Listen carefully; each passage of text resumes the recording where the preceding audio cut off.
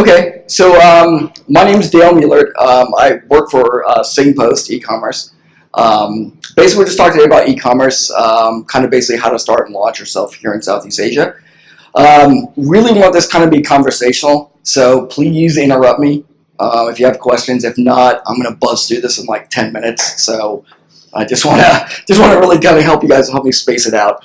I am using my phone for notes, so I'm going to keep staring at it. I'm not just trying to check the time. Okay, so basically what we're talking about is the complexity of Southeast Asia and basically doing e-commerce in the region.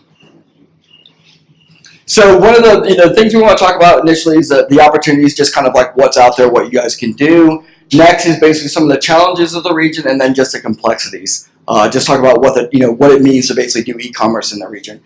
I'll stop for a second so basically my background is e-commerce in North America. So the biggest customer we worked for was Espresso. We used to do, I think they did about $50 million a year just on online, selling on just Amazon Marketplace. So just a little bit of background. But we've worked for fashion companies, John Barbados. Here we've got Adidas, Calvin Klein in this region.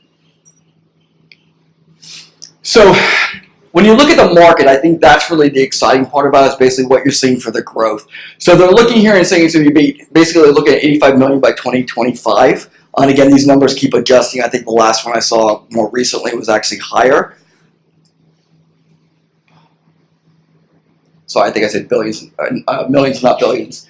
So again, the exciting part is about this region actually is basically you look at it 2 times bigger than the US and actually larger than EU. So the opportunity again is what everybody thinks about, in this region. So e-commerce is sort of that wild west here, is where everyone's trying to pour money into it. If you guys are paying attention, I'm sure you've seen, Alibaba's in here, JD's in here, Amazon's just, coming in here also. So you see a lot of interest in here. I can't say that anybody's, really kind of owning the market at the moment. So again, some of the exciting part is a really young population. The internet speed and penetration is really high, which is good. Again, GDP is growing. So you've got basically probably your biggest challenge is probably that payment part of it. And we'll talk about that a little bit further in the talk. Mostly from an unbanked kind of a conversation. And again, we're talking about this, so they're predicting in 2025, basically each country will be basically generate at least $5 billion in e-commerce. So that's obviously attractive to quite a number of people. So any questions so far? I'm just trying to kill time, guys. Okay, and again, you're looking at the amount of actually consumers out there. So basically they're saying 2/3 are already shopping online. So again, as the population gets more people online, the more that the more the growth you'll have on basically the sales. Sorry, I jumped ahead. Okay, so this is basically what you're talking about, the challenges. So if you're coming out here and you're trying to do business in the region, one of the things you've got to consider is basically unbanked customers. So basically that credit card is not as popular, so you're going to have to expect to do COD in a lot of the region outside of Singapore. So you just have to keep that in mind when you're thinking about it. Also, the logistics infrastructure. So again, as you guys are all familiar, I'm sure, is basically about trying to deliver packages to a lot of different islands. It gets difficult. Again, if you look at like Thailand, Vietnam, it's maybe a little bit easier because at least it's all land-based.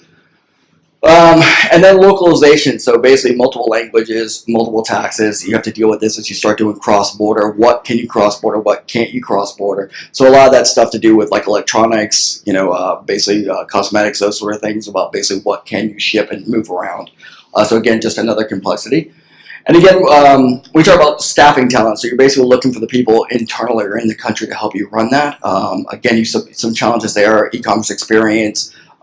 Again, from the standpoint of really older talent, so people managing the business, you sort of run into some issues because it's a very young population. And then again, you're talking about the changing the consumer buying or purchasing habits, from rather than going to the store, going to a mall to buy it, basically talking about going online and making purchases. You have those in a certain order. So you have unbanked customers first. So of the e-commerce spending now, is most of that with credit card bank customers, or it's a bigger share than people might appreciate with unbanked customers? Oh, whoops. Like how big an issue is that really? It just went blank. I don't know why. I'm blank on the slide, So basically, what the issue is, if you're obviously you don't have a credit card, and most of the people are setting up the accounts and looking for a credit card purchase, so MasterCard, Visa, whatnot, then the people who don't have, if you don't have a COD option, you're going to basically drop your percentage of sales. So I think it was, I'm trying to remember the actual customer we're using, but I know over at SingPost, we had a couple customers who weren't doing COD or weren't doing localized currency, and that really was damaging their sales. So basically, they had to add these more like different payment options in order to attract those customers. I don't have the percentage. I do have a. Is it working now? Yeah. Oh. So basically, that's what you're looking at from a percentage perspective. So you're thinking about basically 73% are unbanked, meaning that they're not using a traditional credit card. So they're going to look at multiple payment options or multiple payment ways. So again, it doesn't have to be just a credit card. It could be something like a Grab or one of those wallets. A digital wallet could work. But again, it's just the idea of saying that as you're going into this, you need to consider what or how am I going to basically capture these customers or capture payments from these customers, and not you're going to lose out on some opportunities. Some people that I know who they sell some fairly cheap items and they do use COD, and then they have a problem that after someone buys it, they pay for the shipping. The person decides when the They don't want it. up, they pretend that they didn't want it, they don't want it for whatever reason, they refuse to pay, and you lose a fairly small amount of money on the shipping, but it could still add up No. for some people. So do you just expect that loss, or is there a way to deal with this kind of COD? There's not really an easy way to mitigate that. That is a big issue that people have. It's the same idea about when they're doing returns. When you start thinking about doing those returns, so there's not a really great option about removing that. Unfortunately, I don't have a good answer for you for that one. Sorry.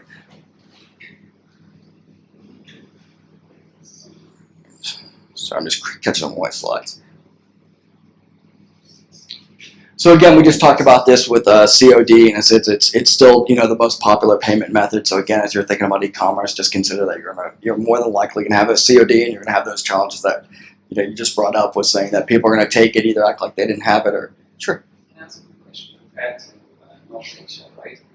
Southeast Asia. In terms of North Asia, where do we stand there in terms of cash on delivery versus credit card? Are we China more advanced? Yeah, I would say basically you're talking about China, Japan. Yeah, definitely. I don't know the exact numbers, sorry. All right, so just ponder this for a second.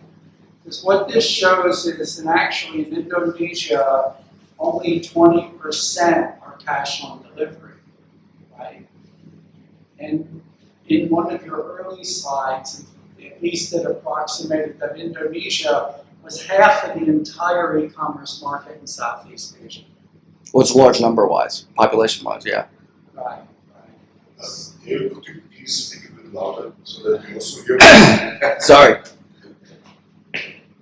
So what was the answer to the question? No, I was saying that Indonesia is basically the largest population or largest amount of sales going on. And he was saying that it was... It's less of an issue in Indonesia. Correct. Right, so this is in the growth markets that are not Indonesia. No, I would say even Indonesia, I said you're probably still having that, it just may not be as it may not be as large as everywhere is all I'm saying. So you're still going to have COD.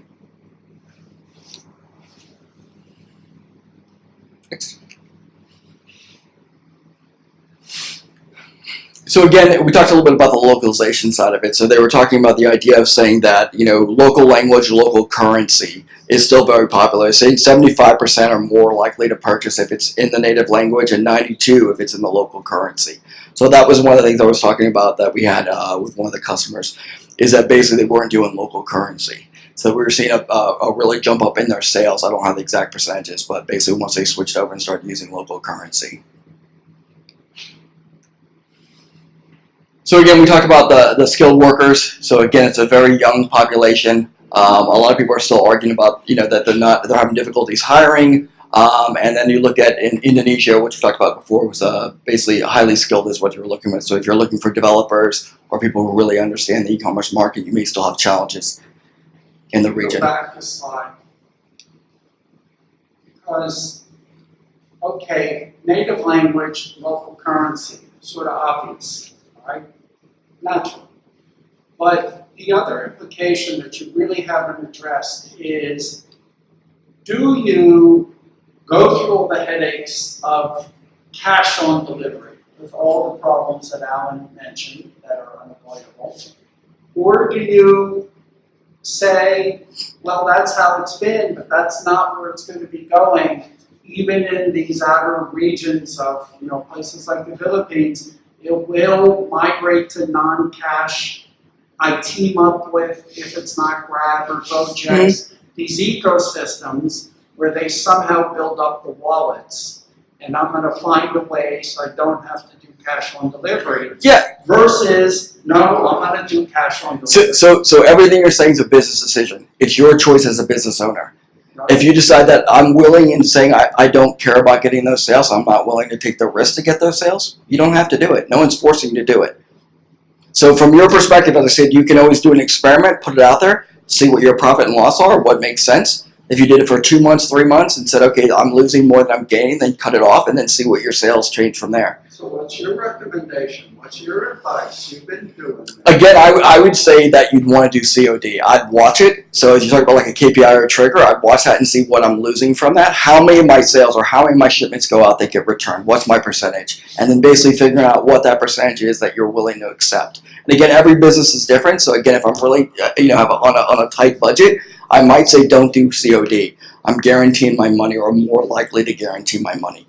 But even from a credit card, you could have a dispute that you wind up giving back a customer, or, something like that. Or you may have somebody gets lost in the mail and you're still owing to get an insurance claim on it. But even COD, if they pay it, there seems to be a lot of leakage in getting the cash back to the company. Yeah, I mean, the carriers are basically bringing the cash back. So a carrier could get mugged, he could get robbed on the way. It could be basically, he could steal the money for all that matters. Depending on how big of the sales are, if that's more than the guy's making, he might decide to walk away that day. So there's definitely risk. I mean, absolutely. There's no guarantee of saying that, just because you collected, the person gave you the money, it actually makes it back. So again, from a business perspective, you're going to have to make that call. So I have a second question. Because Singapore is quite advanced, right? Yeah. I mean, I'm not an IT guy, but let's say to make an online payment using your NRIC card and signing your password, or just using your phone number, you can do instant payment on the phone, right? Now, given the fact that Indonesia is so widespread, Gojek, for example, is also expanding, and Grab and all these kind of companies, how is that a breakthrough? Having maybe an online app linked to your phone number to do an online electronic payment? Because Singapore is quite rapid, but how is that a breakthrough of these kind of companies? I know there's always a hiccup that they don't have a bank, but isn't this kind of financial technology companies linked to this kind of delivery or car companies which grow here so rapidly? I remember when I came into Singapore, there was Grab not even existent, and within a short time frame, it boomed right now into food and other stuff. What do you see there? Is there a demand to unleash this kind of? So there is. The challenge you run into is it's not just because, okay, say somebody comes back and says, I can do this, right? So the Nets cards, right? That being integrated into the platforms is what you run into an issue, right? So say you're using a platform like Magento or Demandware or Shopify. If they haven't done the work or no one's built that integration, you have no access to it. So the idea is saying, say you're a technology company and you're, Shopify, right? And you're looking at this and you're saying, okay, what am I looking for my ROI on my investment, right? I have a list of, here are all the things that I have to develop in the next couple of years to basically solve problems in a different area. Depending on where that is and what the potential is for that and what they think they're going to get from that, that may never come up. Because again, if say it's a financial provider or it's something that's small, it's only in one country, maybe the adoption rate for that particular product is 2 or 3%, right? You as a business owner may say, I really, really want it, which means either you're going to invest in someone writing something that can plug into your platform to do it, or waiting for the platform to do it. So that's really what the challenge is. It's less around the idea of saying, is the technology available, but is it integrated in the system you want to use? It's just like the idea of saying that you get drone deliveries. Oh, sorry. The technology is available, but if it's not implemented, someone's not doing it, someone's not using it, you can't basically pay to use that service, you still can't do it. But even in these countries, mobile phone usage, I suspect, is high. It is. And if people are using postpaid mobile phone versus prepaid mobile phone, or even prepaid, it just seems like places like in Africa, where some countries, they just skipped generations of the infrastructure and went all mobile early on. I mean, you would know, you're on the ground. closer Yeah, to you. I'm just not really sure what's the question. So Are you saying why haven't? If mobile phone penetration is so high in these countries, why can't that be combined so you don't need COD payment? So again, it probably can. It comes back to that e-commerce platform you're using. If I'm using an e-commerce platform that doesn't allow to accept or do payments that way, there's no way to plug into it, there's no way to do it. So it's not like just because I want it, I can have it, right? If it's not in your platform you're using. So again, I use Shopify as sort of that smaller place to use. If there's nobody wrote a plugin, no one's wrote a connection out to it, I can't collect a payment that way. I have no way to do the transaction, the physical transaction to make it happen. Just curious, because, the other questions, items are all sort of standard items. The payment is very special. So Zamora and Lazada, who, they're not just doing business in Singapore, they're doing business all over this identical region. And they're growing, right? That they've been, I guess, you would know better than we would, successful companies that are making sense. So How do you define success? how Profitable? I would argue no. or at least growing Yes, revenue? yes. Okay. How are they doing their payments? They're doing it in a number of ways. So Visa, MasterCards, they've got e-wallets in there. But again, it's limited to what they have. So if they don't have it, it doesn't happen. I think that's the point I'm trying to make, is that it's less to do with what you want and more to do with what they're actually allowing. It's sort of the idea behind that FlashPay or the Nets cards being integrated, right? I know Nets is really excited about doing it. They really want everyone to use it, but it's not available on most people's sites. You can't do it. I know they approached us talking about using it, but again, it was the idea of saying, okay, do we write something to do it? Do you have something available or not? If you don't, and then again, if the person who's doing it decides they don't want to use it either, it's not because it's available that maybe they don't want to use it, right? Because all of this has a cost. I'm gonna have to integrate. I'm gonna have to deal with it. I'm gonna have to work with it, right?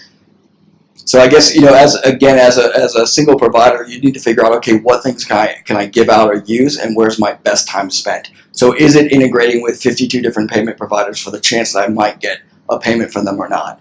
I think most people wait and see. They'd rather get it built onto the platform. Once it's on the platform, then I'll use and accept it.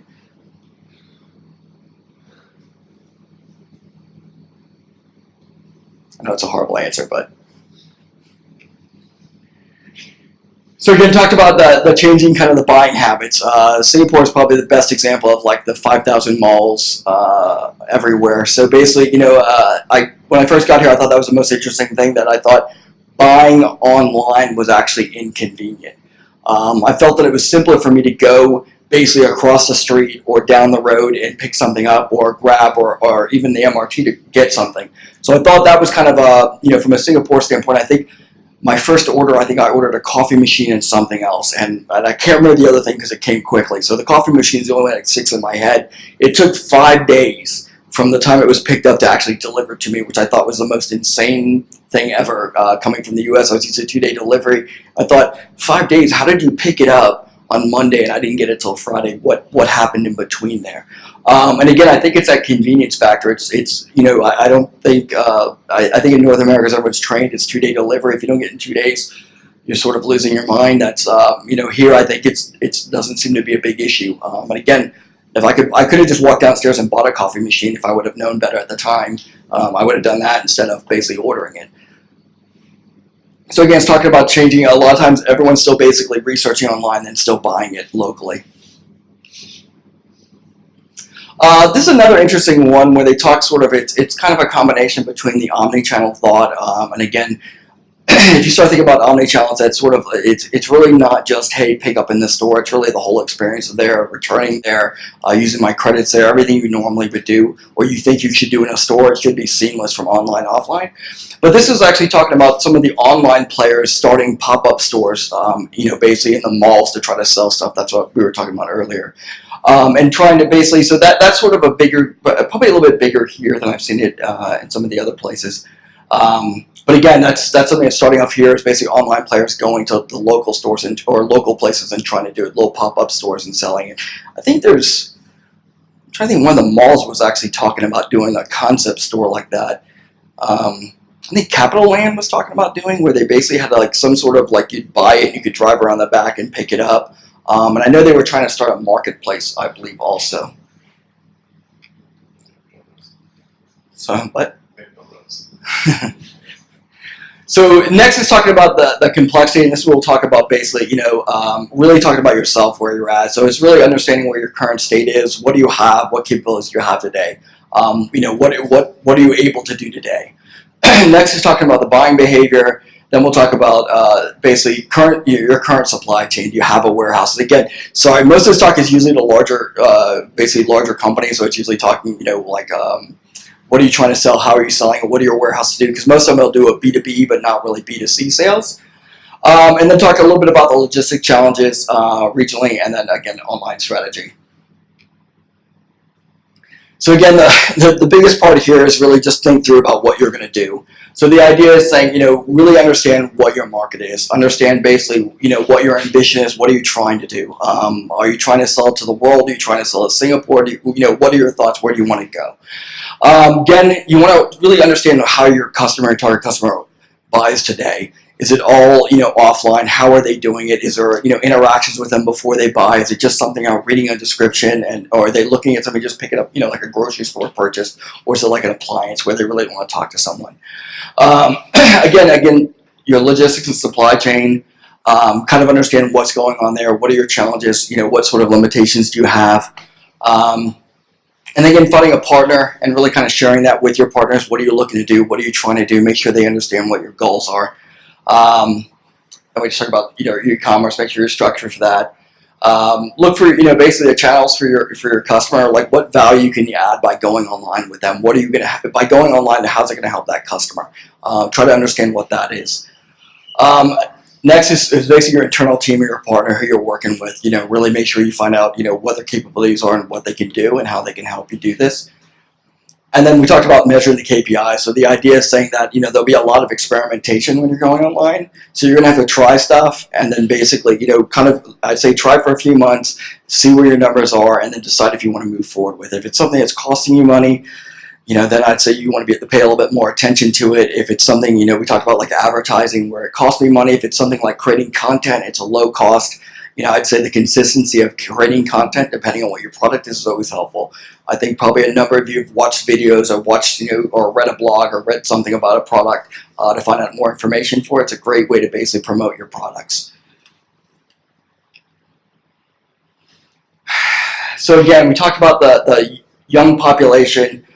Steve, you brought up the mobile and the internet penetration. So obviously mobile is really a big deal here. People are really looking and searching online, so think about that from your content. Again, mall visits are still really pretty big. It's still something that people are really excited about doing. Again, I think from North America, it's not nearly as exciting. I think a lot of the malls pretty much died out there, so it's not really as popular. And again, we talked a little bit about the idea of basically researching before you buying it, still buying it offline here. So basically supply chain is something we always talk about. So I think one of the things we run into from business or where I was at before was really about the supply chain side of this and really trying to understand how does that work. If your customer service side of this is a really big deal, returns are always a big deal. People want to understand how do I get something back or something ruined or something broken. So I think those are things that you want to think about is basically how are you going to manage those returns, how are you going to deal with the customer service. And again, if you guys are shopping online, Lazada has those rules where basically that you need to respond back to someone in that chat within a certain window. All the sellers have to, pay attention to that stuff. So if you're selling online, you decide to go on a marketplace, you have to think about who's going to manage that chat because it can't sit there for hours with no response. You'll get dinged and it'll cost you issues. So before you go on, Sorry. So the second, third, and fourth bullet points, okay, good observation, straightforward, right? Hard to argue. The first bullet point B2B. is non-obvious. Can you explain the first bullet? Sure. So most of the time when people are thinking about their supply chain, it's usually the B2B. So if I'm a big brand, I'm putting a product in a pallet and I'm shipping it out, right, to whatever my local seller is doing it to, or my distributor. That's traditionally what they're thinking about. When you get to the point that you're actually thinking that I have to basically pack one individual item, that becomes a much bigger deal. Like most warehouses, that do B2B are not set up to do B2C. It's just a different mindset, a different arrangement. So again, putting something on a pallet, 40 boxes there, wrapping it and spinning it, putting it in a truck and leaving it is different from individually doing this. You're going to have to check addresses because it's not going to be the same addresses you have. You may have, faulty address. You have to deal with returns coming back, that didn't get delivered. All those sort of things. Or even customers, you have customers who want to cancel midway through.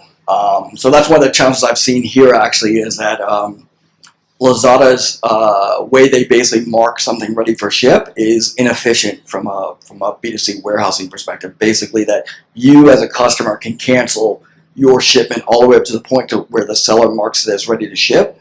But when the seller marks it as ready to ship, that means it's actually physically boxed and ready to ship. So there's a big space in here between when the order happens, it goes through all the systems, the person goes and gets it in the warehouse, puts it in a box, gets it ready to pack, and then marks it ready to ship. There's actually a spot there that could be a few hours where a customer could be trying to cancel an order, and now you've got an order that's basically floating through your system and ready to go ship out, and you don't find out until you're ready to point the label after you've picked it that it's ready to ship. So what you're saying in that first bullet point is, assuming you can get the high volume, doing high volume but shipping to an individual consumer is a very different world than doing high volume and shipping to a store. Absolutely. Then the consumer comes to that store. Absolutely. That's Yes. the first point. Yeah. Okay. So would you recommend that if, let's say that you were on an e-commerce platform, that you either use, like if they had a recommended drop shipper, that you use like a service that would figure out all of these things for you, or trying to evaluate like individual shipping companies or a packing company that could So if you have the ability to a drop shipper, it's convenient and easy. Understand that you're competing with a lot of people because a lot of people are going to use that same drop shipper, right? Because it's a good deal, right? If I can get you to drop ship my product, there's probably you and 50 other people are doing it. I personally had done drop shipping in North America myself, so I said that's a really nice, easy, convenient way of doing it. I also sold online where I wound up finding a warehouse doing the pick packing. I'd probably recommend as you're starting out, try again, for your, I would tell you to probably ship it yourselves, right? Until you get to a certain, level of volume that makes sense. If you can find a warehouse that's pretty inexpensive, it can basically, again, you're talking about makeup, so you're probably looking at air conditioning. Yeah. So climate control is going to cost you a little bit more. So again, I'd probably start off trying to do as much as you can by yourself before you basically go out and find someone, because that's going to be a huge cost for you. To basically do the warehousing, or typically it is. So I'd say, if you can do as much as you can on your own. Again, I don't know if maybe hire someone part-time to kind of help do it. That'd probably be better than trying to find someone, because that's going to be a cost for you that at the beginning might not be something you want to do. Again, you have to think about how many orders can you pack in a day. If you're getting less than probably 30 orders a day, I think it's pretty manageable. I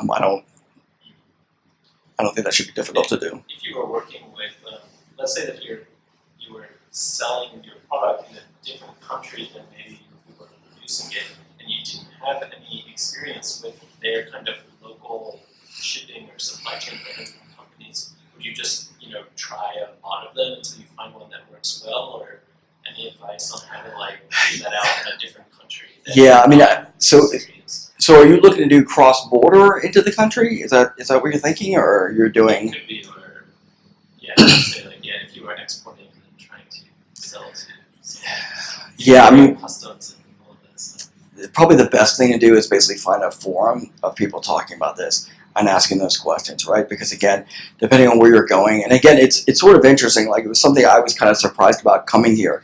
Is we had a number of companies who were trying to go from they wanted to go direct to consumer, and they had traditionally always sold through distributors, and they were trying to basically change that model and go direct. And one of the things that they ran into, and we, myself, I said I was inexperienced with, was the regulations around stuff like electronics. So we talked to one customer who was trying to basically ship out, and one of the things that they were struggling with is how to basically cross-border electronics. So again, You'll have to basically do some of that research. Unfortunately, I can't even point you to a place that to tell you exactly where to go for that. That is now I know a lot of the products you can ship in with not a lot of issues. I would say the postal customs is easier to get things cleared. The delivery is where it gets a little shakier. So you kind of have you could go to, if you want to go like maybe a commercial delivery, their customs clearance is slower, but their delivery is a little bit better, where the postal side of it's the opposite. Their customs clearance is really good, but delivery is a little bit more questionable. So unfortunately, there's not really a perfect solution. It's funny because we did talk about that, trying to figure out how could you mix the two. Like, could you basically take customs clear through postal, deliver it to one address, and then commercially pick it up? But that didn't seem to be kosher. What will be the impact? This is ASEAN, so which I understand is something like the European Union, so For postal? market inside ASEAN. Yeah. Will No. ASEAN Yeah. integration over time reduce some of the custom barriers, non-tariff trade barriers, and allow for easier cross-border? Yeah, I know some of the stuff crosses. The only one I'm specifically talking about was, I know electronics was still an issue. So I know electronics into, I can't remember if it was Malaysia or Indonesia, was a big deal. So basically, I know the company we were talking to basically gave up on it and left the distributors alone because they couldn't figure out how to solve the problem.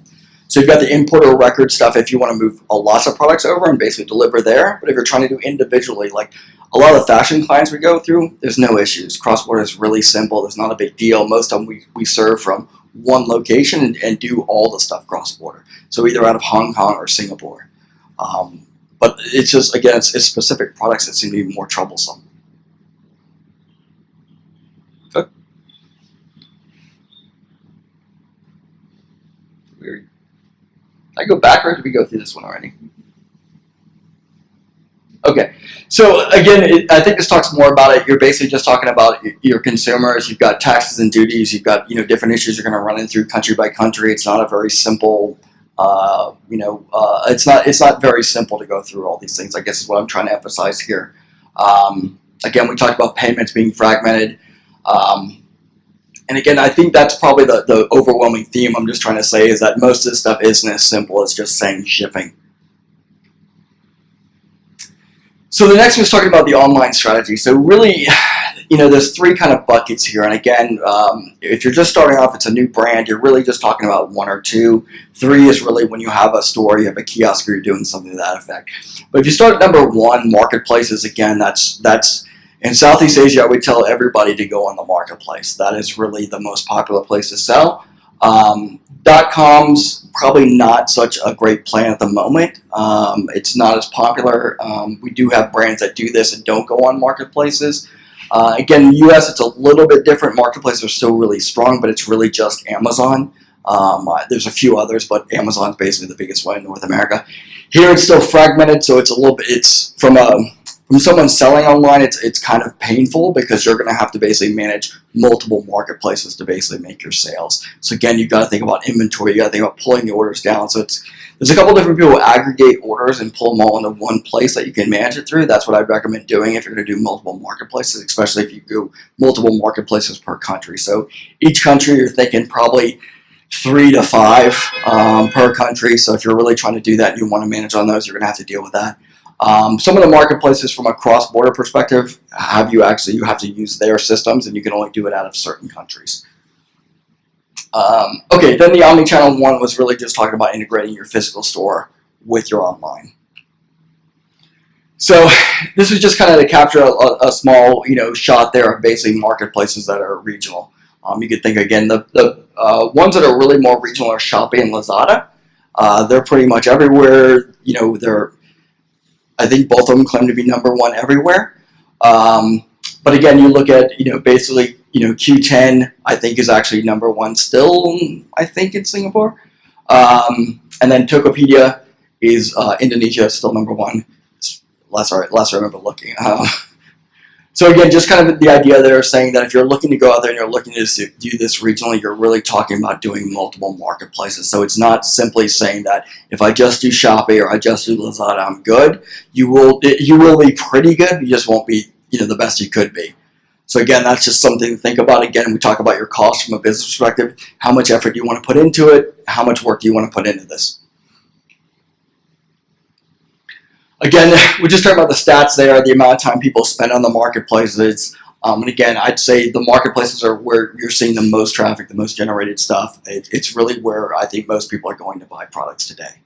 And again, I suspect in a couple of years there'll be a shakeout. There'll be one or two, and some of the others will fall away. But we'll see how it goes. So 140 minutes a day, a week, a month, a year. I believe that was a month. Not for my mind. I don't think it's a day, but I forgot the stats. So sorry. I can't believe anyone spent 140 minutes on it, but I don't know. How long do you spend on it? Marketplaces. 0? Does anyone use the marketplaces a lot? Lazada or Shopee? Sure. Yeah.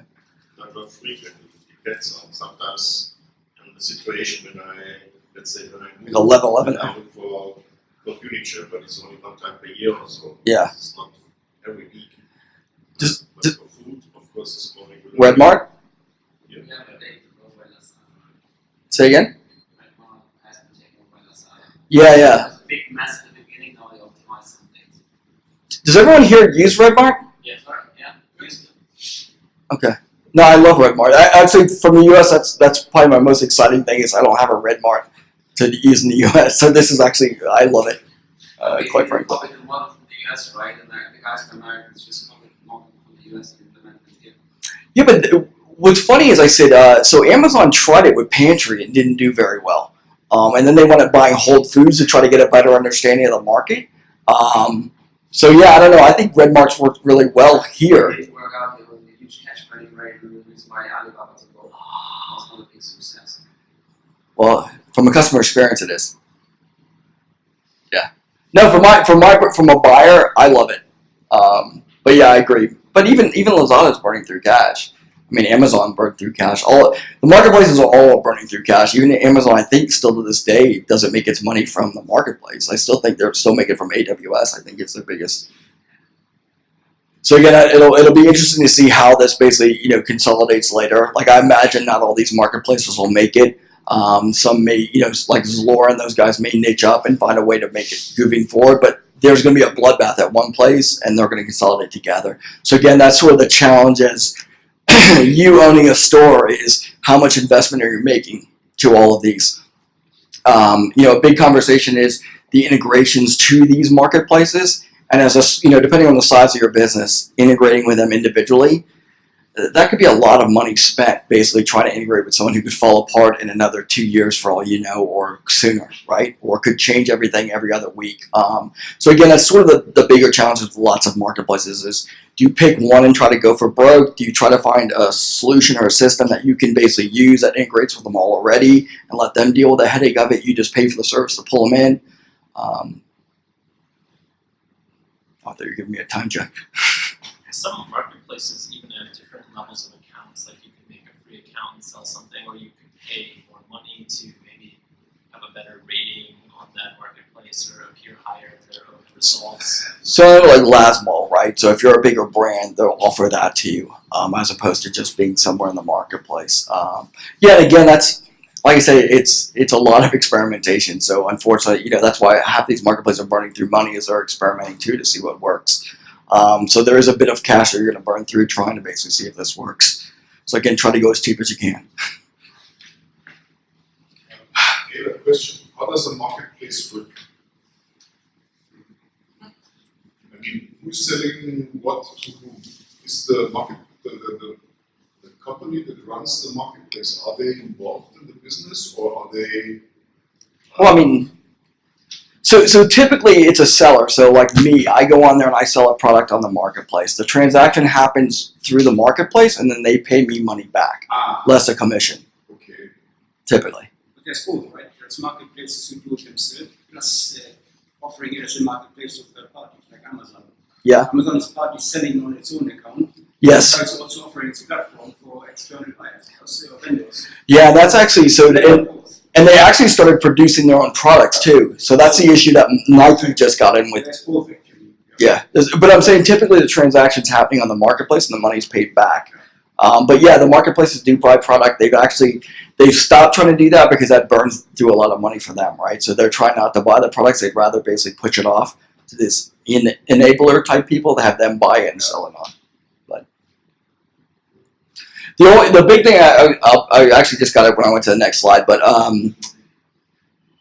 the only drawback from a marketplace is that you don't have control over your customer. You don't really have you're not managing that customer. You don't have really control over it. You really don't have the ability to market or sell to them outside of the marketplace. So it's sort of if there's 4 of you selling the same stuff, you kind of get lost in the shuffle. Like really, when a customer comes on here, they don't really typically know, oh, I'm buying it from this company or not. They just think they're buying it from Lazada.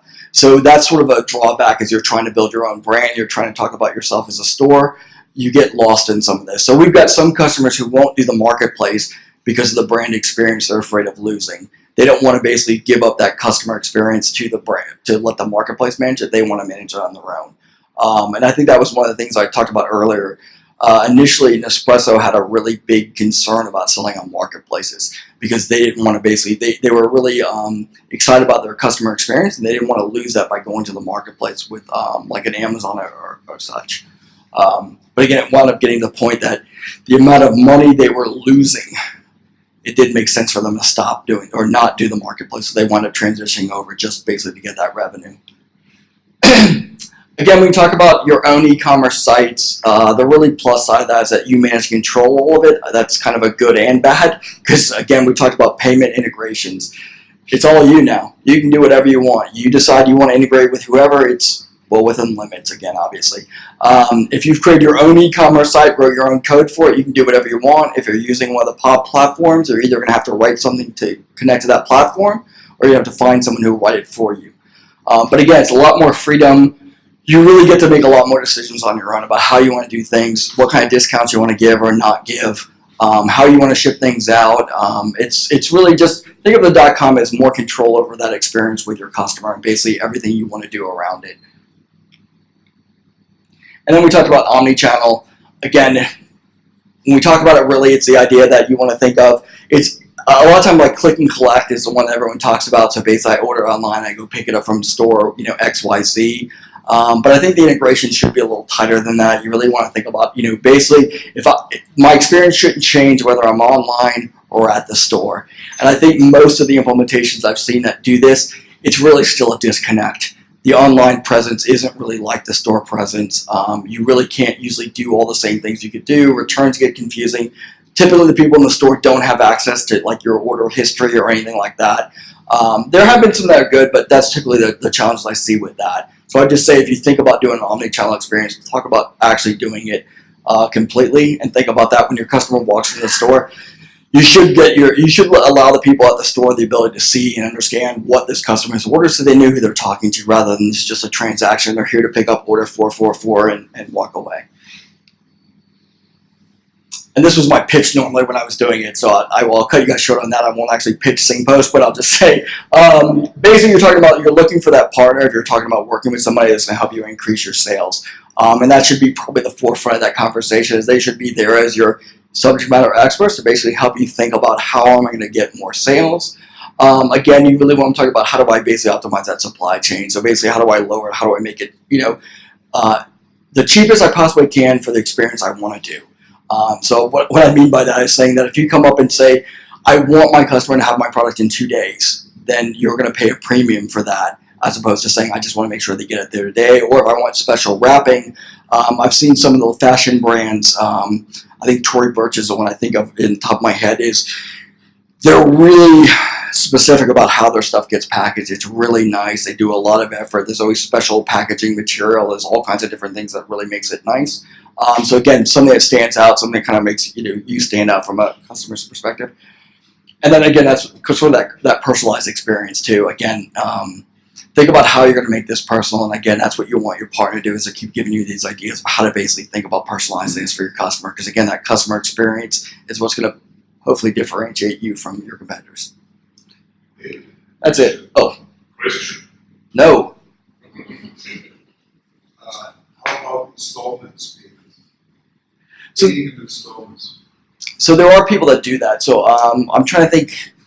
So I worked on a project in North America that did installment payments. Again, it's all customized stuff. So you can either maybe find someone who will basically manage or deal with that on your side, or you'll have to get something built that could deal with it. So again, it can be done. just time and money. The other one is subscription services, which I think is a kind of exciting. Like that might be something to think about from your perspective, like those mystery boxes or even subscriptions every month or every 2 months. Sign up and send me whatever, right? Those are always good because again, I think like most subscriptions, it's sort of like most gym memberships. You sign up for it, you forgot about it, you just keep paying it because you don't want to go in the gym and cancel it. A lot of times with subscription services, the same thing happens. People just don't forget about it. You just get billed X dollars of fees. Okay, I think we've got some time here. Questions? Nothing? I brought you an example. This is from one of our clients. It's the Internet of Things What is it? Bluetooth handbag light. So, Why do I need a handbag light? can you speak like? So the question is, this is they are targeting, this is a prototype. They're targeting end customers, affluent ladies with expensive handbags. What would you advise To to find your stuff in the handbag or what? say again? It's electric to find stuff in the handbag. Or what? Yes. Stop laughing, you macho. It's a whole yes. So what would you, if this guy comes to you and says, Dale, I want to sell this in Southeast Asia. This is about $20 one, if it's ready. And what would you tell him? There's no box yet. How would you ship it? Or what aspects would you put in the forefront from your experience as an e-commerce expert? I don't usually get into product design. Yeah, I mean, I'd probably want to say, I'm trying to think how examples you do this. I don't even know if a video would make sense for this or not, but I would probably try to figure out like how you'd want to use it. Maybe you want to get testimonials or someone using it. I don't know how else you'd talk about it. You may want to look at trying to connect up with some of the handbags and make it part of a giveaway for them, just to get exposure. Like if you said, okay, find and partner up with somebody who's doing handbags now, maybe locally, and use this as part of a, added on, just to get your name out there so people start to know what it is. Just practical questions. What is I mean, in the foreground? Is it what type of packaging would you recommend? Is it shipped one by one from Singapore, or would you open storages in 15 Southeast Asian countries? Or So typically I'd say low SKU count stuff. It's cheaper if you basically warehouse it in multiple countries, right? So if I were to do something that said, okay, it's 1 or 2 SKU counts, I would spread this out because it's cheaper for my last mile shipments. okay, Your warehousing wouldn't be very expensive for this. okay. If you're doing like shirts or fashion, typically you can't do it because you've got, a wide amount of SKUs, but your depth is really low. So you got 1 or 2 counts for an extra large, a large, or whatever. So that's where you'd want to put it in one place. But something like this, if you're saying, okay, I'm going to ship basically, one of these out. From a packaging perspective, I don't know. I can't give you good advice on packaging, sorry. But I would tell you that it'd be easier to basically put this out and sell it. It's 1 or 2 SKUs. This would be simple to do in multiple warehouses. So I said I wouldn't be worthwhile at your price point for cross-border. I don't think. Okay, it's too cheap.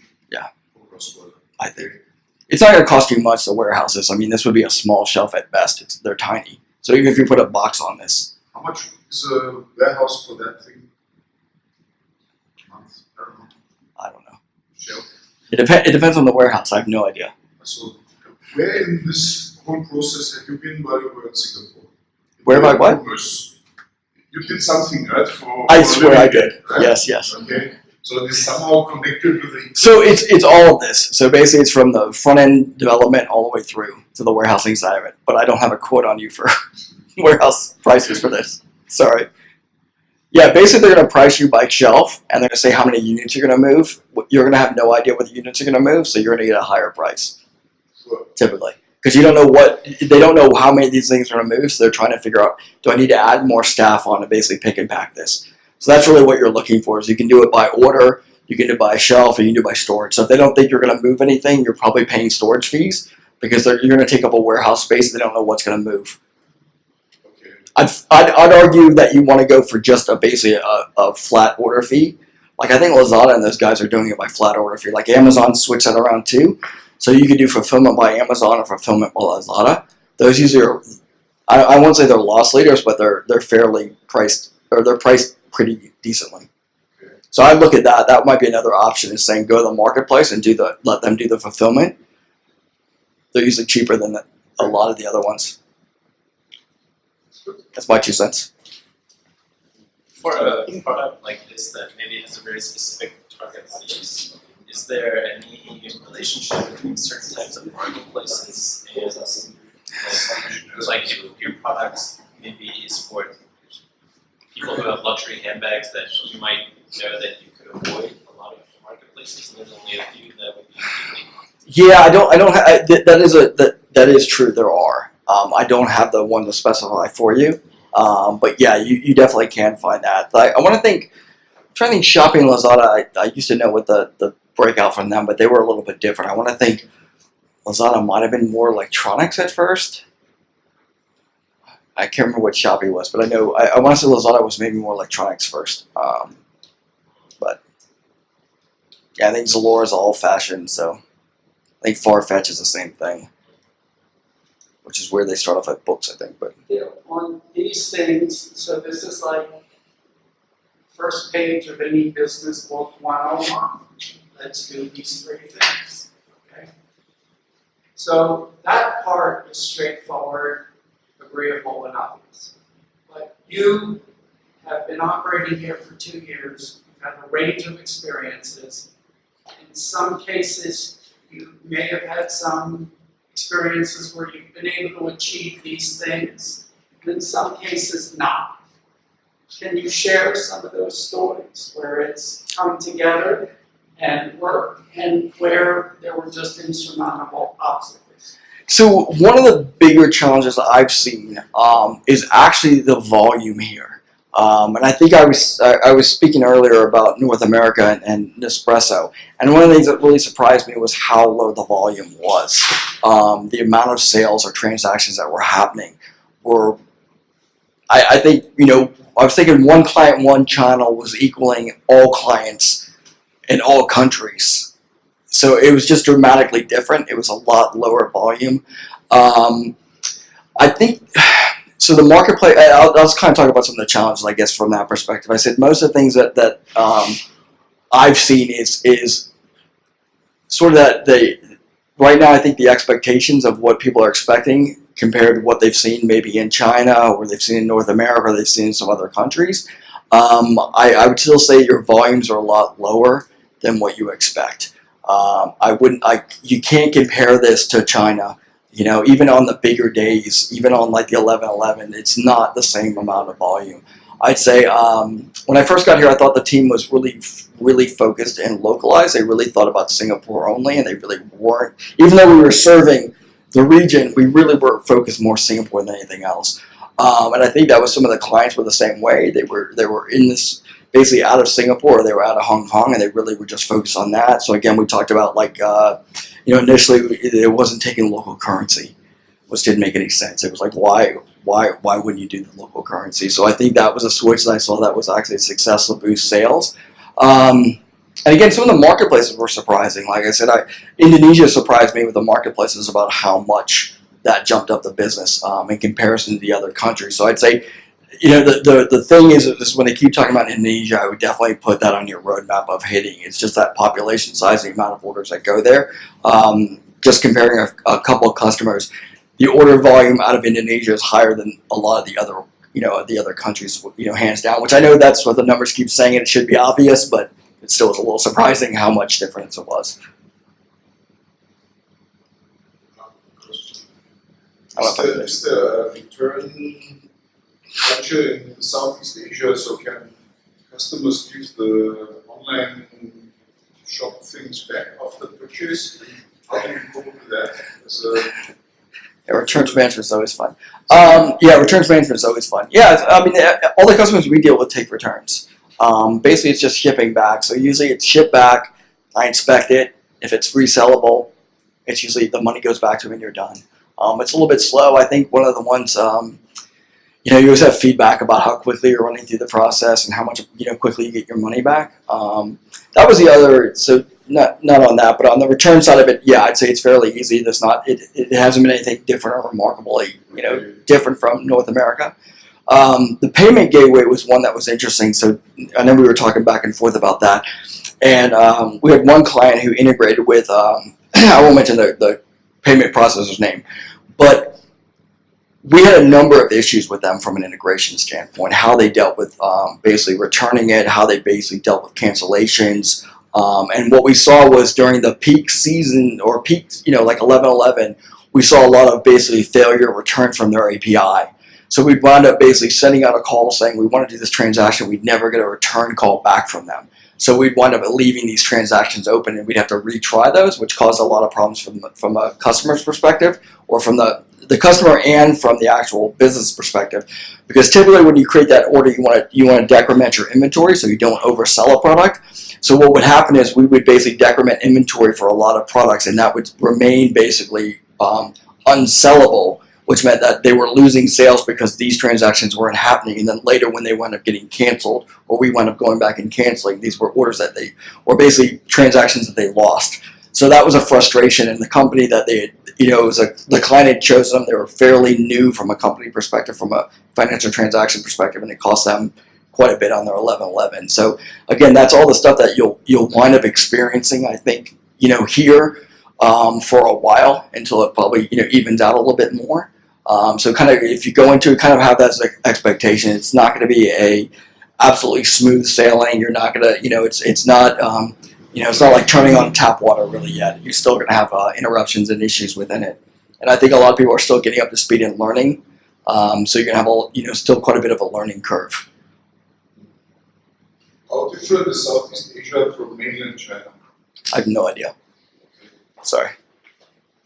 I think from what I've gotten from the people that talked about it, it's a lot smoother, transaction-wise and sales-wise. Yeah, I think it's a little bit more advanced. Yeah, I think it's just a lot more advanced. It's a lot more things have already been ironed out, so you're not still in a learning curve. Because that's what I was even saying. Even the marketplaces, to me, I think are still basically going through a bit of a learning curve from a perspective. Because I think what I was mentioning earlier about that idea behind an order being able to be canceled is if you've got a large amount of orders, that's absurd. There's no way to basically manage an order cancellation once it's been handed off to your fulfillment center. It's a huge interruption. So from an efficiency standpoint, that would kill your warehouse team. So again, the idea that they're still allowing it just means that they haven't hit that critical mass yet where it's become a problem. Like I suspect at some point they'll change that because it's not going to be workable. I have a question is right? I mean, seeing that wants a lot for space, new technology, maybe smart nations, etc. Right? Now you have, for example, let's take China's example, artificial intelligence, and darkness in the room, so convenient, so fast, so quick. So what point of view here, what has been done needs to be done more to exactly work on that, is cancellation, tracking, etc.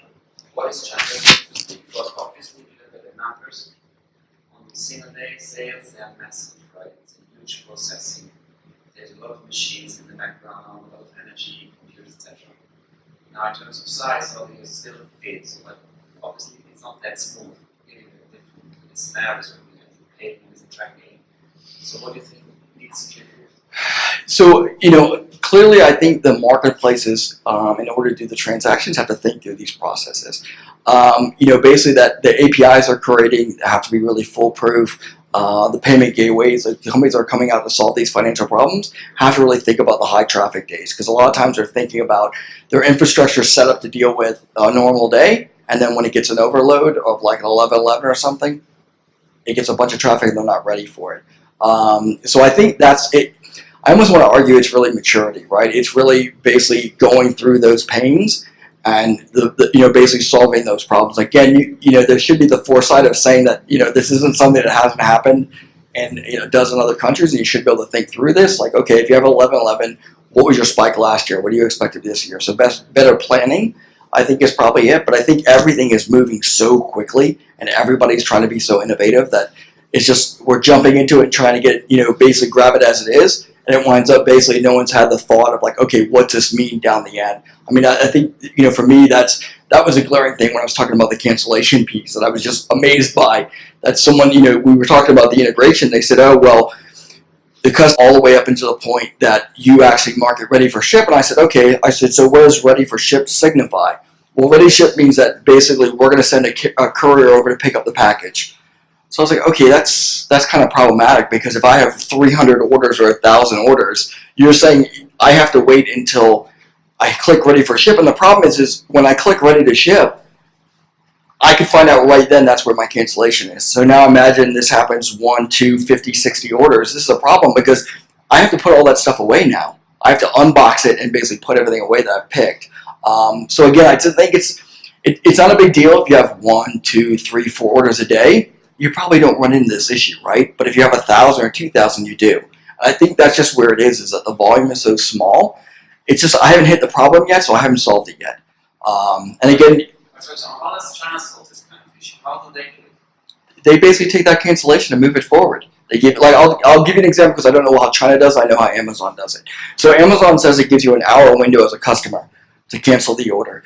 From a provider like me, basically saying I'm shipping the product out, I never see that order availability, so I can't pull it down from my API until it's past that 30-minute window. So the idea is saying, basically Amazon doesn't send me a non-executable order, meaning that order is ready to pick pack, right? And that's it. And the only way for a customer to say I don't want it is to do a return, right? That's basically the only way to deal with that kind of volume. And again, I just don't think I think from Lazada's perspective, I think it was built in the idea of saying that it's small consumers, small people selling at 1 or 2 orders, and not thinking through what happens at these larger sets. I think they'll get there at some point, but again, as of yet, they don't do it that way.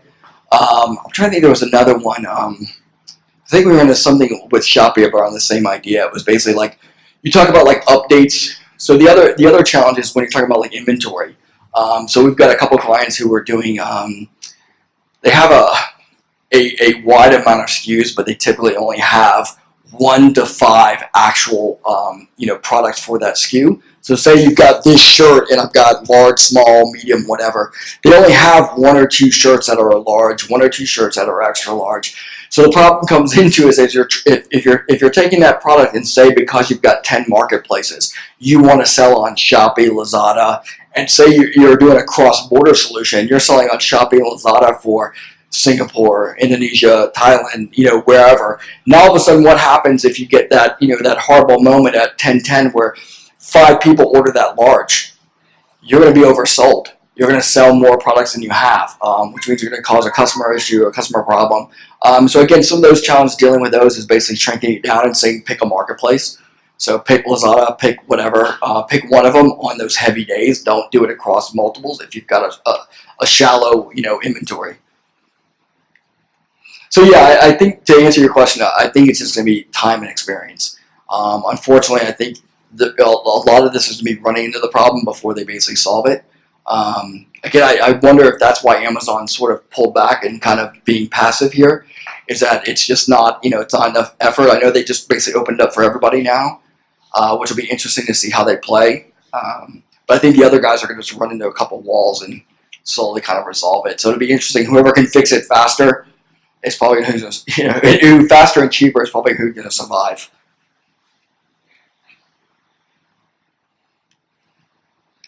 Okay, you've been in this business since early 2000s? A long time, yeah. Long time, yes. Are there any commercial or operational patterns from back then that are repeating itself now? And do you see any patterns that are about to repeat themselves? Stories from ancient days that you can tell us? Yeah, I mean, I don't think that. So the weird thing is, I'm not sure this really repeating because it is a little bit different, right? So, again, and I think Singapore is different from Thailand, different from Indonesia, right? I'm really interested in Singapore and how the malls wind up, right? So I think if you see something, if e-commerce becomes convenient, then I could see the malls having a lot more problems, right? So I think when I got here, most people were telling me, oh, from an e-commerce perspective, what do you order online? And everyone said, I either order something that's really, really cheap online or something I can't find in a local store, right? That was the only experience that why you were ordering online. I don't know what your personal experience is, but that's what I was told. That was the only reason why I ordered online, right? So I think if it gets to the point, like if you got to a solution that said I could order something today at a good price and I could get it delivered that same day, you probably wouldn't go to the mall, right? So if I knew if I had to walk to the mall to get something, or I could just basically order it and still get it that same day, I would never go back to the mall, right? I think that would be a big game changer here. If you could order on Lazada or order on those and get that product that same day, I think that would change and see more online ordering. Okay, so you're saying if you want to start something today, those are the gaps that you need to find. Yeah. To me, it's absurd, honestly. I'm baffled by the fact that I can't get something the same day. Singapore is just not big enough for that to be a problem, right? Like, from my perspective, I don't understand why I can't. And I guess it's kind of, I didn't realize how I guess spoiled I'd gotten it. From a U.S. perspective, that really bothers me for no good reason. That I'm annoyed at the fact that I can't order and get that day. So I was like, okay, I can order something from Amazon, and depending on where I am in Tampa, like where I worked, I could get it the same day. So if I ordered in the morning, I get it by the afternoon. And I was like, okay, because that's that mindset of saying when I'm going home today, and I was going to go pick something up. If I don't have to go pick it up, it can get delivered to me, and I just go home with it. That's much more convenient than basically going, basically leaving the office, going to get it, and then basically going home, right?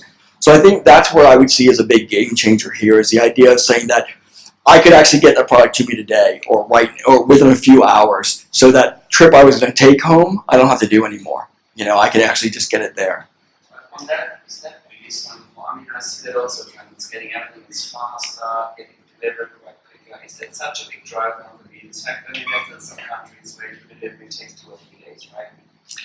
Is that because everybody's getting it fast? I mean, you have the right infrastructure, right? Everybody's talking about this carbon emission things because you have to everything getting faster. Is that such a big driver in the e-commerce space to get it faster? So I think the answer, I'll answer it differently. I don't know if faster is it, it's convenience, right? So I'll give you the statement, and again, I'll just go from my personal experience. So from an Amazon perspective, I joined Prime. I get everything in 2 days. It's not, I'm not expecting I need it the next day, but I know I order it, it'll be there in 2 days. So, okay, but I'm challenged. Is it the reason you join Prime for the 2 days, or because you get delivery for free, plus you can use it for stream and other things for free? so I don't use any of the rest of the crap. I know what you're saying, right? I don't use the streaming. I don't even know actually all the services I get for Prime. It's really the free shipping in 2 days. That's it. That's all that really. That's the only thing I care about from that perspective. Like I know I know there's a few music thing and I can upload stuff, and I do use. Actually, I don't even use really the movie stuff as much as I probably use Netflix. So yeah, I think to me it's convenience, right? It's the idea of that consistency and convenience. So again, I think Singapore you should be able to get something that same day. But if you knew you could get it in a day, then I probably still would say, and again, maybe it's my own perspective, but I said if my choice was going home or say on my way home after work is stopping in a mall to pick something up, or knowing that if it was in 2 days I could get it, I think the convenience to me of not having to make that extra stop would be good for me. Again, I don't know everybody personally. Maybe you enjoy the malls, you want to walk through them. It's something you find fun. I don't know. I mean, people do enjoy it. I'm just saying, for me personally, if I could eliminate that, I would. But this whole topic, let's say in 2 days, puts a lot of pressure on this delivery and logistic guys, right? It does. Yeah, absolutely. I said so. Just another example. As I said, so Amazon Prime. There's 2 different ways to deal with it, right? So one is that basically you use their fulfillment centers. The other one is that you can do it out of your own. So, the pressure you had if you said, okay, I'm going to do Amazon Prime and we're going to do delivery out of our warehouse. The biggest issue is that you still have 2 days you have to deliver to the end customer, which also means you have to prioritize all the orders coming in. Is anything that's a Prime order gets, priority over the others, right? So again, you've got a lot of pressure from that standpoint. You've got a lot of pushback from that. There's no doubt that it's definitely pressure. But again, is the pressure unreasonable? I don't know. It's 2 days. I guess, especially if I would argue Singapore or a major like a basically metropolitan area. I don't know that it would be, right? And again, it doesn't have to be a delivery car, right? Like Singapore, I think is unique because I said, or at least interesting from Grab or Gojek, right? Why not use that? Why not use an MRT system with basically, basically taking packages, getting on a team, and really just distributing those out, right? You could pay back the MRT for something, put a special section there, just did it. Or if you just deliver it down to those boxes now, all the open boxes are out there. Why couldn't you? Like, what would be the difficulty for getting that, right? Or even the scheduled deliveries with Redmart's another one that I said would be interesting to do. Again, because if it was scheduled, it's fine. And again, where I live, I can't get a delivery to me. So if I missed a delivery, I'm having to go to the post office and get it, which oddly enough was way down here instead of SingPost. So I just live like right over here, so I'm really confused why I had to go way down to get my package. So you didn't go to the gym? Yeah. No, I'm like literally right down there. It's awesome. Sorry, anything else? And just to say, I did actually sell my own products online for a while. I did automotive tools. I sold skateboards and T-shirts. Trying to think what else. That was my own personal stuff, but the other stuff I've worked for a lot of different companies selling different products.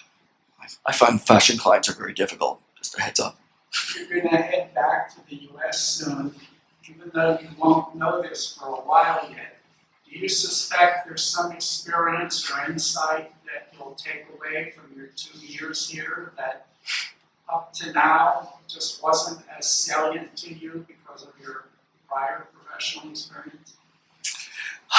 Yeah, I was talking to someone else. I said it was kind of interesting coming over. I said it was a mix of like feeling like I was 5 years behind and then like 5 years ahead. So I said from like a payment perspective, like a delivery options, I felt like Southeast Asia was really ahead. They had a lot more unique, kind of interesting things going on. From a processes standpoint and just like expectations, I felt like it was multiple years behind. So again, my argument of saying like, I expect the API to be working. I expect that, I should be able to deal with this from a payment gateway. There's just little expectations from a technology standpoint that I expect and I would think would be, really easily to find. People who had the experience, people who understood that like how it was supposed to work. That's where I still say it's an immature market. But again, like everywhere else, it'll catch up. There's no reason why it can't. But I do think the payment and delivery stuff is probably the most interesting stuff for me. Like I said, Food Panda, I'm a huge fan. But there aren't really, there's a lot of really fun and interesting things that I've not seen, as much of in North America. So, yeah, and I still say that I think it's from a Wild West perspective, I still think there's a lot of opportunity. I do believe those numbers will come and happen. I said taking that experience and saying, okay, what problems are you dealing with? Like I think we talked about one, we talked about the order aggregation piece, right? Looking at how many different places. I already know, from my perspective, saying if you can capture those orders, put them in one place for someone to manage it, you can make it a reasonably priced product to do. I think that's one that's probably going to be something that everyone's going to need because again, if I have to manage all these different things, that's a struggle. And the cross-border one is another one, which I thought was, again, from my perspective, I found it surprising because I assumed I'd come here or I could talk to someone in my company and they would tell me, oh, here's how you do X, Y, Z. And what I found, it didn't really exist. So I thought it was interesting. We talked to a major, electronics company that basically was trying to solve this problem. They wanted to go to direct consumer, how to do business here and what they need to do to remove themselves from the distributor model and go direct to consumer. I think that's a huge opportunity that's really untapped at the moment. I could see that being another good business, to go into is basically solving that problem and helping them solve it. Because again, the companies I'm talking to aren't small companies, so I was really kind of surprised. They were all name brands I had heard. I even owned some of their products, so I was kind of, amazed that I was like, well, you guys should be able to solve this. Why are you asking me? So, anyway. Anything else? So you're saying that your experience in Singapore versus the US is that the lead time is longer in Singapore. Would that be because of the massive fulfillment centers that Amazon has in the US compared to us, where it's, the merchant has to ship to the logistics provider, and that logistics provider does some processing as well, and then ships it to the customer? Yeah, but to be fair to that question that's how it was in the US too. It was the same way. I mean, everything you just described was exactly how it was being done before. So the only thing that shifted was basically a change. Like Amazon didn't have a warehouse everywhere, right? So they didn't do 2-day services before, but once they started building out the infrastructure, they did. So that's all I'm saying is I don't think it's could never happen. I'm just saying it's not there yet. So those are opportunities to think about that. Again, I think I was telling someone I worked with, I said, you could kind of really just step back and say, okay, what things have been tried in North America, Europe, China, Japan, and say, okay, what things worked out well, what might apply here, and what might work here, just, as ideas or business ideas. Because again, I don't think it's like it couldn't happen. It just hasn't happened, right? I don't think the expectation's there. I don't think people are demanding it. I said once it switches, I think that's where you'll see things change. Like if everyone here said, I expect things in 2 days, and that's what you demanded, I think it would change. Okay. So if let's say which approach would be better? Would it be better for logistics providers to centralize and have some sort of fulfillment center where retailers put their stock in these fulfillment centers, or with maybe some sort of like Grab food type of decentralized shipping method? So the answer to that really depends, right? So again, if you've got a large number of SKUs, so let's take like Calvin Klein, right? Calvin Klein has a large number of SKUs but typically they don't carry a lot of inventory for those SKUs, right? So decentralized for them would be difficult because you couldn't spread 5 shirts out in 5 places, right? But if you look at someone like Coke, or Coke's a bad example, but the little light he was talking about, or somebody who had like 5 or 6 different SKUs, I can't think of anything off the top of maybe like a Fitbit or somebody like that, then that would make sense to say if I have 5 or 6 SKUs, I can spread those out and lower my or lower the cost of basically delivery.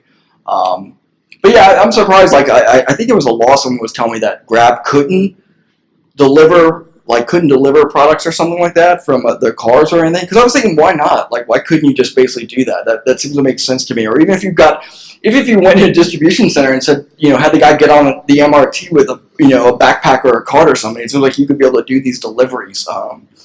Somewhat. I don't know what it's probably some regulation or rule against it, but No, actually, there's a company in Singapore, I think they're called Urban Fox. yeah. And they're exactly doing crowdsourced delivery. Okay. Two questions. One, what about location? So where you open your shop, it is in the internet. So what is the original? Yeah. So you mean your actual like a physical store? Or you mean? Yeah. Let's say. That comes to the second question. I want to look for some training or something like a webinar, whatever. Do this in the internet.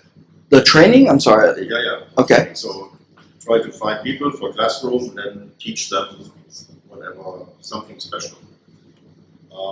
And I would do this for my home. So my home is in Thailand originally, and in Thailand I cannot work because I'm retired in Thailand. Visa. But I can do from my home and nobody knows. But where would be my So why do you have to pull? But do you have to pull them into a location? Does it require them to be in a physical room? I would do that in my home. So No, but I'm saying you could do the training online and they wouldn't have to be in a room. They wouldn't have to go anywhere. You could just do it out of an office in your house. Do a webinar like a video. Do it international. Yeah. Wherever. So. Yeah. Find the people as well. But the question is, in internet, I have no location. So first, where do I have to register my shop or my? So it's just whatever. From where I offer this things what I do, or even if I have an online shop, if I sell parts. So it's the same question. Where is my location? So I'll just tell you what I've done in North America. I just did it out of either I did it as a home address or I did a business address, and wherever I registered my business is where I did that.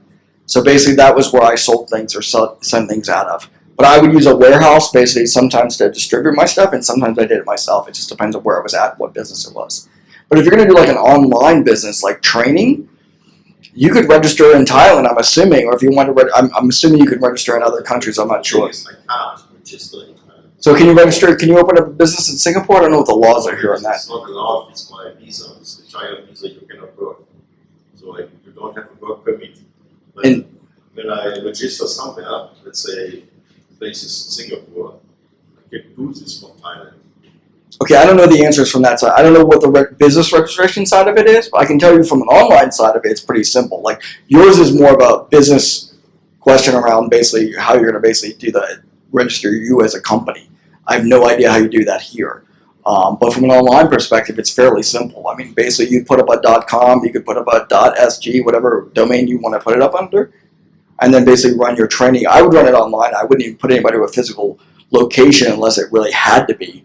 But I would do it online. Like you could do, I don't know what you're trying to do training on or whatnot, but I mean, you could do everything from a mastermind group where you could basically have online discussions, get on one of those video conferencing calls and do a talk that way. Yeah, like a webinar. So Yeah. of course, you have direct contact with people. Otherwise, I can make a YouTube video. Yeah, I would tell you to look up, there's a guy named Dan Kennedy that did a lot of information sales stuff. He's probably a good resource to think about from that perspective, because that's what he sold, was basically information products, which sounds like the training is sort of there. It's a little less e-commerce, but it's definitely doable. It's probably low cost for you too. Yeah, but the main question is, do I have to have a location? No. So I mean, you have to have a register to show when is my real address, or yeah, you're gonna have to register something, right? Like you're gonna have an address for basically registering a domain name. But you could do it private and not even have that show up if you don't want. Like GoDaddy will let you register a private domain name where you don't have to actually say what your information is. but how do the people who sell on Amazon, on Lazada, or where else? I mean, they're all reseller. They order also from China and resell. But I don't know where is their shop address. But that's what I'm trying to say. They don't have to have a shop address. So you could physically say this is my home address, and I could basically use Amazon for my fulfillment warehouse, ship all my products to Amazon directly. I never touch it. I never see it. No one ever comes to my shop. So there's no reason why I can't be your home or something like that if that's what you wanted. I'm not sure if I'm completely following the concern. Is it that you're worried that Thailand won't let you do a He business? has a special issue Oh. with his visa because Oh. of his retirement status, but you're asking him a kind of question of sort of how to skirt the law. Yeah, I have no idea. So, You could register a business in Singapore. That's what I was thinking. Yeah. It's like a revenue for you and give you. Yeah, but You're not still filming, right? You want to cut that at this point. If the next disadvantage, I have to have a local director and an accountant. Even I don't stay in Singapore. I mean, actually, I work in Singapore, but I know how to open a company. It's different for you or for me. That's important, especially if I don't live here. I think it will work out. You could do your work in Thailand, but build here. That's possible. Yeah, I know nothing about the law, sorry. Okay, we should talk about Think we're done? Anything else before we let you leave? Probably 6 10 around for a bit. Yeah, I'm fine. Alright, All right, thanks.